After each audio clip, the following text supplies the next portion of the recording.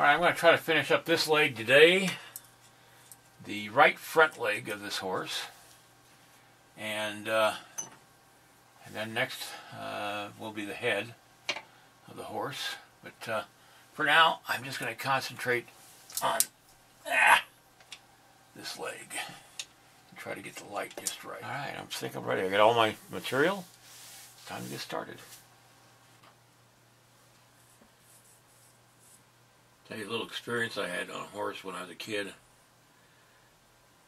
My cousins and aunt and uncle lived near Colville, Utah.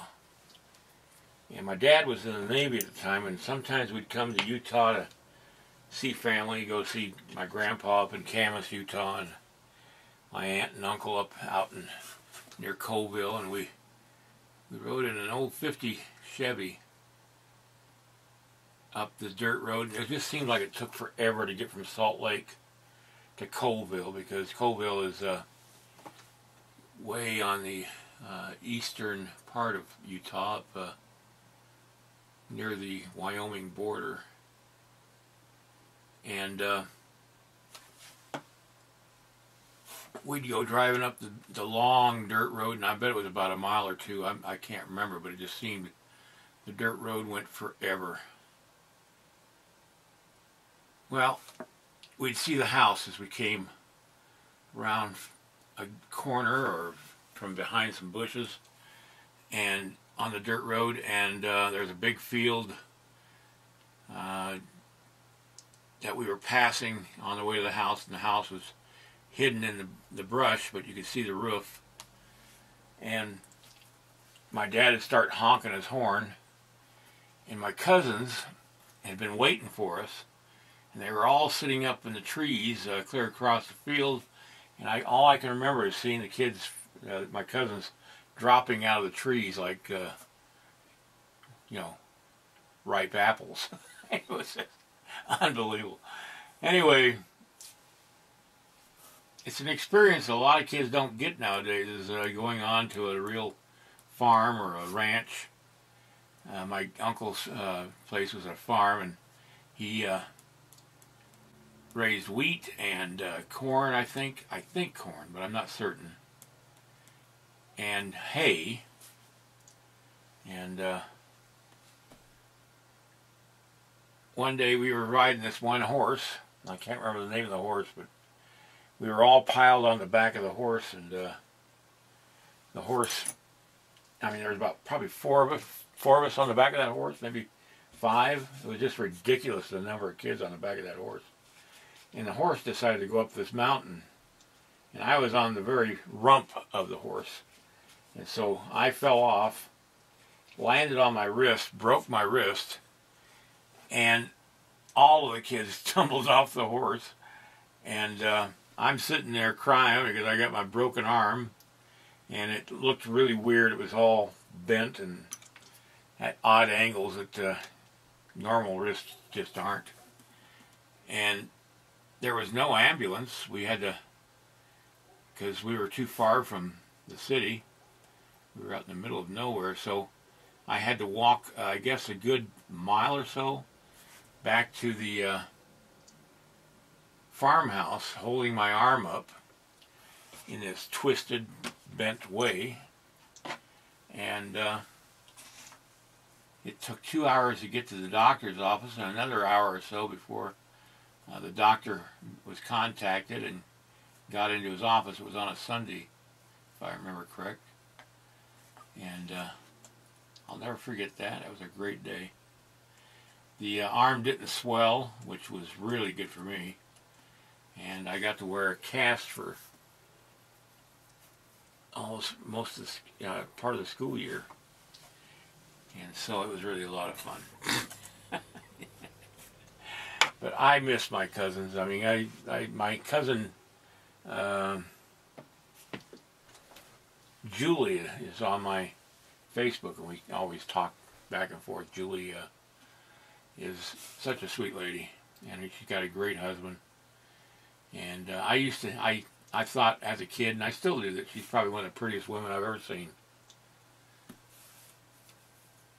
all my cousins were good-looking kids. I can remember in my uncle's tool shed there was a pair of old Ute moccasins sitting on the shelf, and they were all dried up, and somebody had worn them and just put them in there, and I don't know where they came from. It would be interesting to know the story behind that.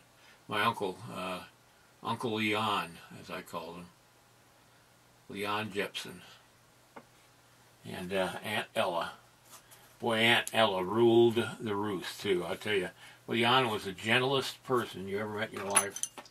My aunt was just a wonderful lady, but boy, she was tough. You did not put anything over on that woman.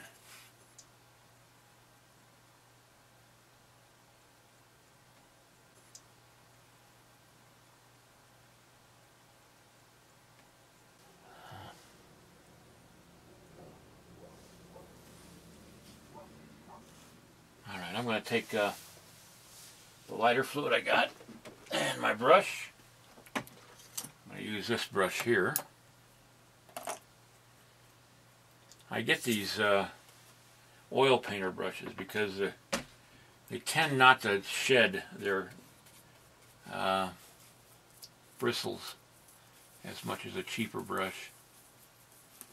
And if you have an artist friend, you can probably get one, his used ones or her used ones, because after a while they wear out and they change their shape and they can't use them anymore for what they were intended for, so they buy new brushes and they keep the old ones around, but they really don't use them. And if you're good friends with a painter, you can just say, can I have some of your old brushes? And more than likely they're just going to give them to you.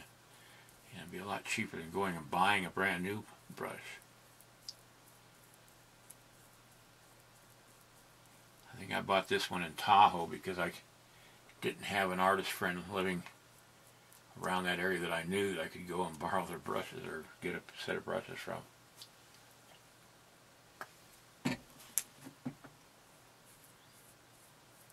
What this lighter fluid does, again for those who've never seen me sculpt before, it melts the plastiline clay in such a way that it smooths out rough areas. It reacts to the clay. There's different materials you can use. You don't have to use this. I mean, there's some other liquids that do the same thing. You could use turpentine, but I don't like the smell of turpentine.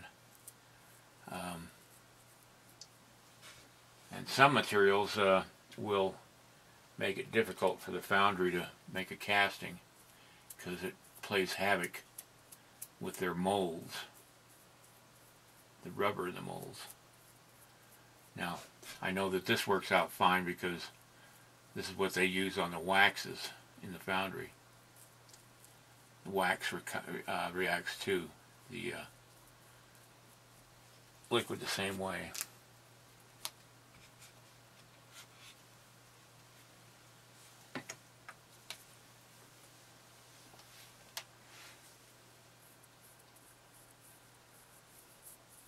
Okay, this renders the clay unworkable for at least an hour or two, so I'm just going to end this video here.